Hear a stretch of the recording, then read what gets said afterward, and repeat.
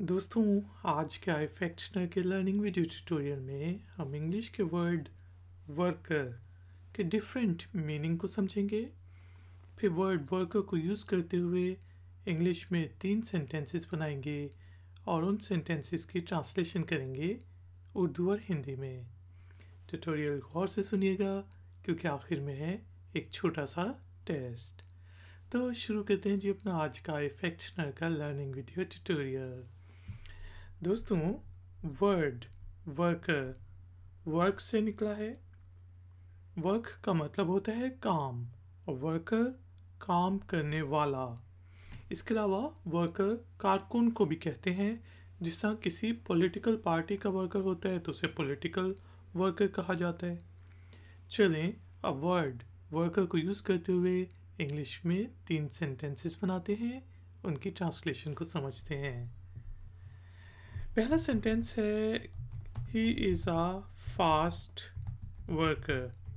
कोई बंदा जो है वो बहुत जल्दी जल्दी काम करता है तो मैं कहता हूँ यार उसको ले जाओ, he is a fast worker, कि वो जल्द काम करने वाला है।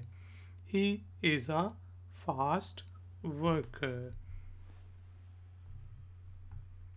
इसी तरह हम कह सकते हैं कि she is a political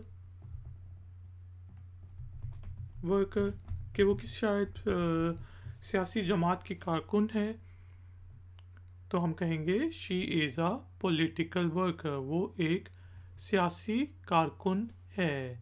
she is a political worker. एक और सेंटेंस बनाते हैं वर्ड वर्कर को यूज़ करते हुए, जिसे हम कह सकते हैं the workers are on the strike, कि भाई काम जो फैक्ट्री में काम करने वाले हैं वो स्ट्राइक पर हैं, यानी कि उन्हें स्ट्राइक की हुई है। The workers are on the strike.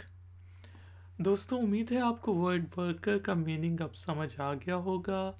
Time हुआ है एक्सरसाइज का।